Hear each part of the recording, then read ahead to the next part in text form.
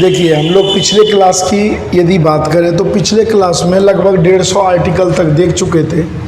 अभी कोशिश में लगे पड़े हैं कि अभी जो है हम लोग देखेंगे लगभग 150 से लेकर 242 तक जो भी टॉप क्वालिटी के आर्टिकल्स हैं जो आपके एग्ज़ाम में पूछे जाते हैं, उसके बारे में हम लोग एक एक करके चर्चा करते हैं। सबसे पहले यदि बात करें आर्टिकल्स, तो आर्टिकल हमारा 153 है।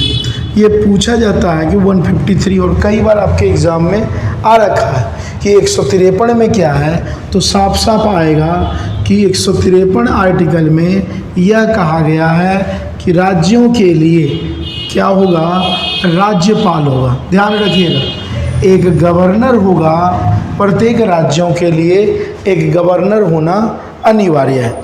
उसके बाद यदि देखा जाए तो 155 आर्टिकल यह कहता है कि जो राज्यपाल जो है उसकी जो नियुक्ति होगी, ध्यान रखिएगा, राज्यपाल का कभी चुनाव नहीं होता है, इनकी नियुक्ति होती है राष्ट्रपति के द्वारा, सेंट्रल गवर्नमेंट के द्वारा, और राष्ट्रपति के आदेश पर भी इसे हटाया भी जा सकता है।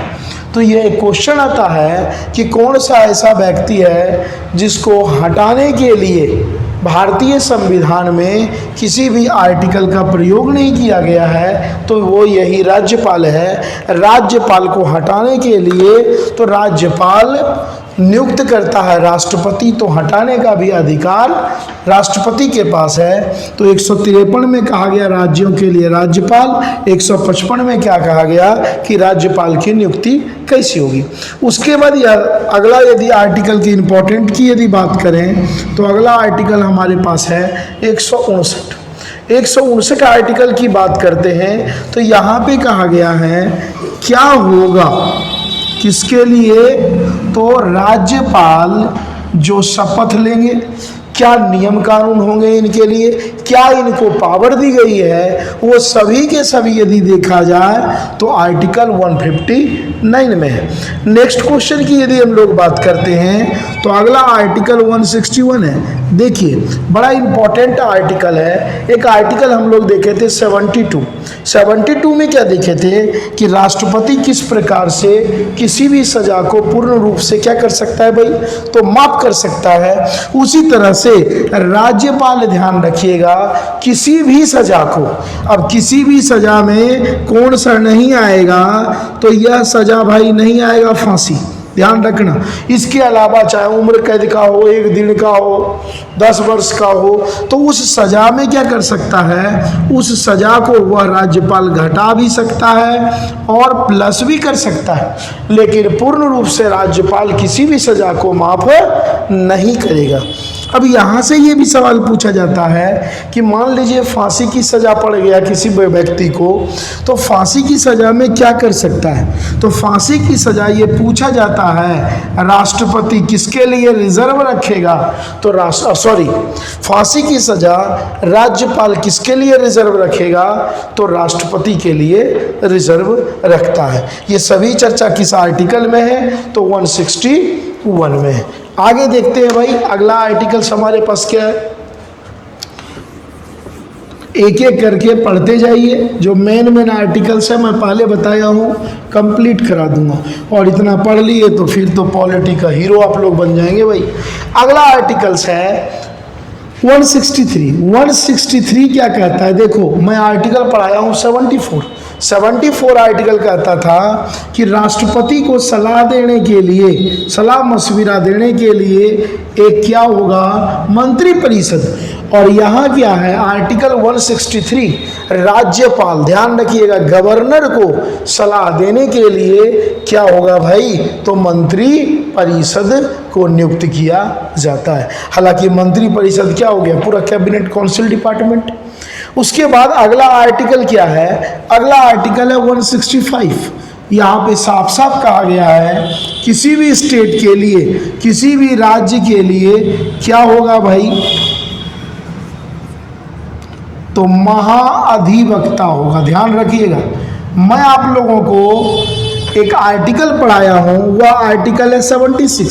76 है भारत सरकार के लिए एक विधि अधिकारी होगा, तो राज्यों के लिए एक क्या होगा भाई, मुख्य रूप से यदि देखा जाए तो इसे महाधिवक्ता कहते हैं, और 76 वाले को क्या कहते थे, महान्यायवादी। इसका भी काम क्या होगा, जो स्टेट के जो भी प्रॉब्लम्स होंगे सरकार की ओर से, ये क्या करेंगे, लड़ाई को सुलझाएंगे।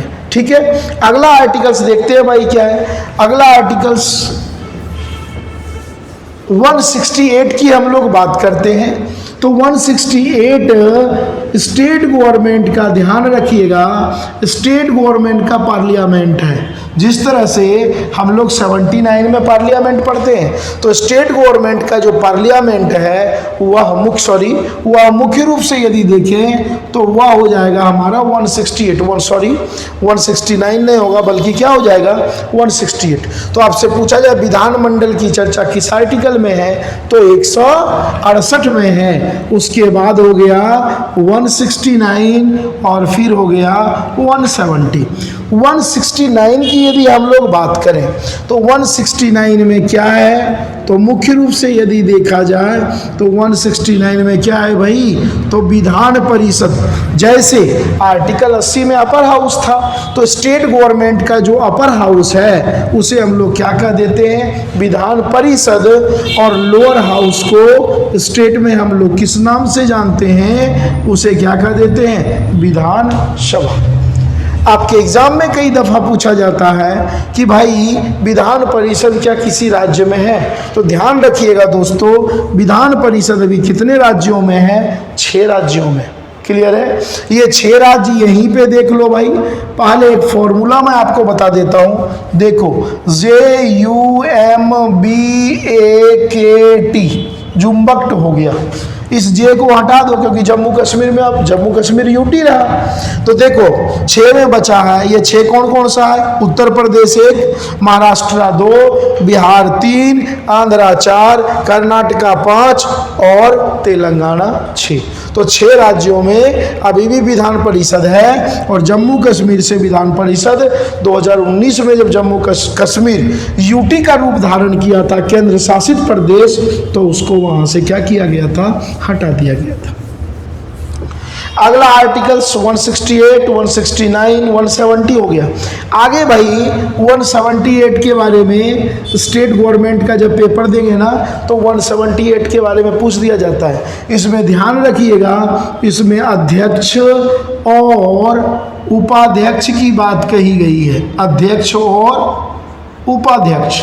तो जो हमारे विधानसभा है, विधानसभा में कौन अध्यक्ष होगा, कौन उपाध्यक्ष होगा, उनके बारे में चर्चा किया गया है आर्टिकल 178 में। आगे भाई है मुख्य रूप से इसी तरह से 182। तो ये तो हो गया भाई विधान सभा, ये हमारा क्या हो गया, विधान परिषद। तो विधान परिषद में कौन होंगे सभापति और कौन होंगे उपसभापति, इन दोनों के बारे में चर्चा की गई है आर्टिकल 182 में। विधानसभा के अध्यक्ष और उपाध्यक्ष की चर्चा मिलती है हमारा 178 में। आगे भाई है, आगे ये क्वेश्चन कई बार आपके एग्जाम में पूछा गया है कि आर्टिकल 199 क्या है, तो ध्यान रखिएगा मनी बिल है। हालांकि सेंट्रल गवर्नमेंट के लिए, भारत सरकार के लिए मनी बिल 110, राज्यों के लिए मनी बिल की चर्चा किस आर्टिकल में है, तो 199 में। इसी तरह से देखें आर्टिकल संख्या 204, यहाँ से भी पूछा जा सकता है कि 204 में क्या है, तो ध्यान रखिएगा कौन सा विधेयक है भाई, तो विधेयक कौन सा हो गया, विनियोग विधेयक। क्लियर है, तो इतना आर्टिकल यहाँ से 178। ये जो है ना, ये आर्टिकल बिल्कुल याद रखिएगा कि स्टेट गवर्नमेंट के लिए जो मनी बिल की चर्चा है वो किस आर्टिकल में है, तो 199। और सेंट्रल गवर्नमेंट के लिए भाई क्या है, तो आर्टिकल संख्या 110। अगला आर्टिकल्स क्या है भाई? अगला आर्टिकल्स आ रहा है मुख्य रूप से 210 की बात करते हैं। तो 210 आर्टिकल कहता है, अब जो मान लो स्टेट में विधानसभा है, तो विधानसभा का जब भाई सेशन जब चलेगा तो किसी ना किसी लैंग्वेज का यूज होगा। तो विधानसभा में प्रयोग की जाने वाली भाषा, इसके लिए कौन सा आर्टिकल है भाई? तो आर्टिकल संख्या 210। उसके बाद ये अगला जो आर्टिकल्स है बहुत ही इंपॉर्टेंट है। यह आर्टिकल्स 214 कहता है कि राज्यों के लिए, ध्यान रखिएगा, राज्यों के लिए क्या होगा भाई? एक उच्च न्यायालय होगा, राज्यों के लिए एक हाई कोर्ट होगा। यह आर्टिकल 214 में बात कहा गया है। अगला यदि देखा जाए 216 की हम लोग बात करते हैं, तो 216 कहता है कि हाई कोर्ट का गठन। ये भी याद रखिएगा कि हाई कोर्ट का किस आर्टिकल के जरिए स्टेबल होगा। तो आपके पास क्या जवाब होना चाहिए? देखो, राज्यों के लिए हाई कोर्ट 214, हाई कोर्ट का गठन 216। इसके बाद देखा जाए 217 कहता है, अब भाई इसके कोई ना कोई तो जज होंगे, तो जज के क्या नियम कानून है, किस प्रकार वो वर्क करेंगे, उसके बारे में आर्टिकल संख्या क्या हो गया? 217। उसके बाद देखा जाए बेटा, जिस प्रकार मैं आज ही बताया हूं, ठीक है, पिछले क्लास में 139 में सुप्रीम कोर्ट के लिए रिट है, उसी प्रकार यहाँ पे हम यदि देखें, यह टॉप क्लास का क्वेश्चन है, ध्यान रखना। 214, 216 और 226 यहाँ से जबरदस्त सवाल है। तो 226 के जरिए हाई कोर्ट रिट जारी कर सकते हैं, और मैं पहले ही बता चुका हूँ रिट कितने प्रकार के होते हैं। तो रिट भाई 5 प्रकार के होते हैं। आगे देखते हैं भाई, फटाफट करते जाएंगे। देखो, ये आप लोग कब कीजिएगा? जब एग्जाम नज़दीक आए ना, तो फटाक से देख करके कंप्लीट। क्यों?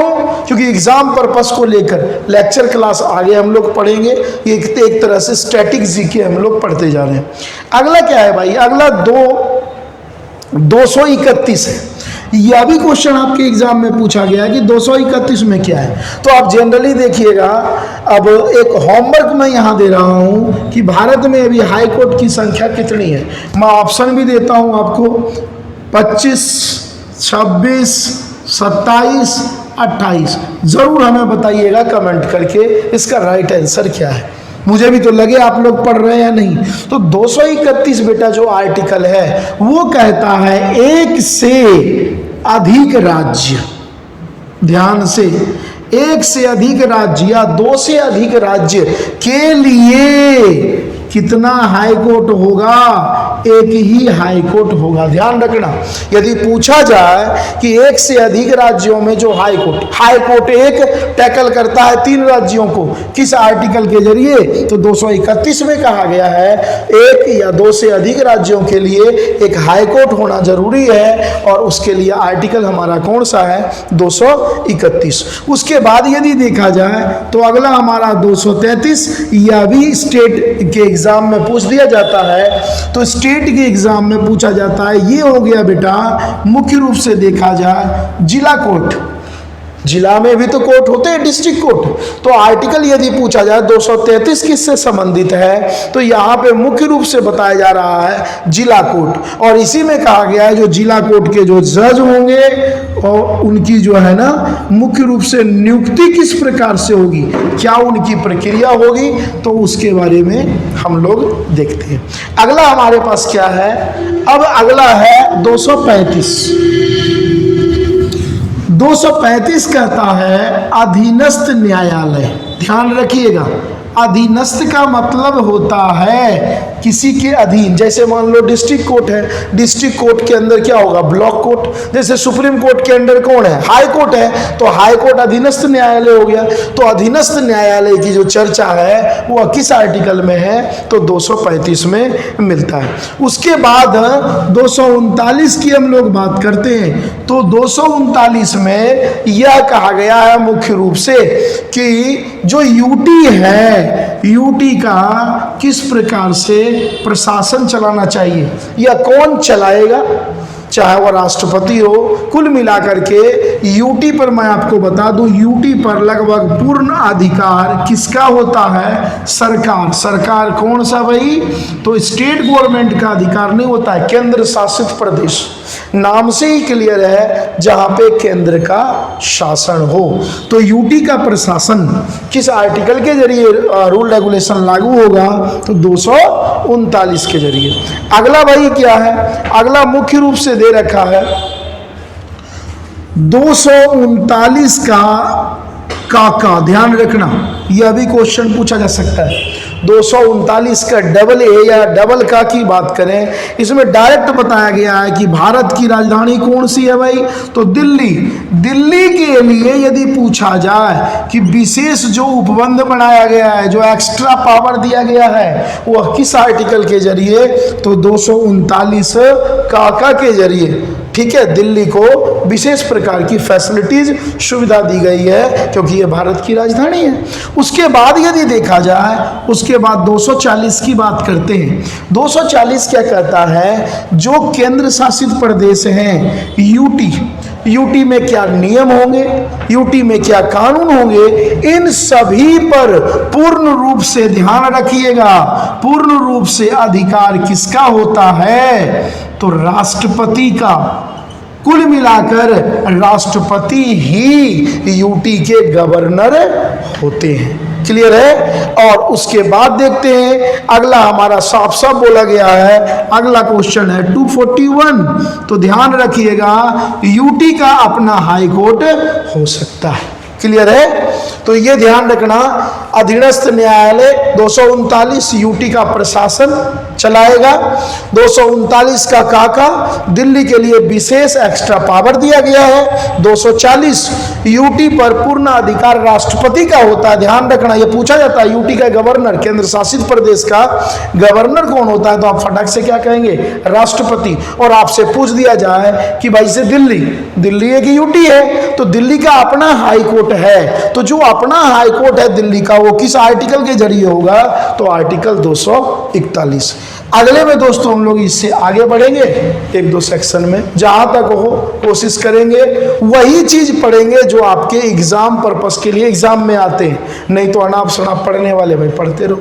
चलो फिर मिलते हैं अगले क्लास में। Okay, take care, bye.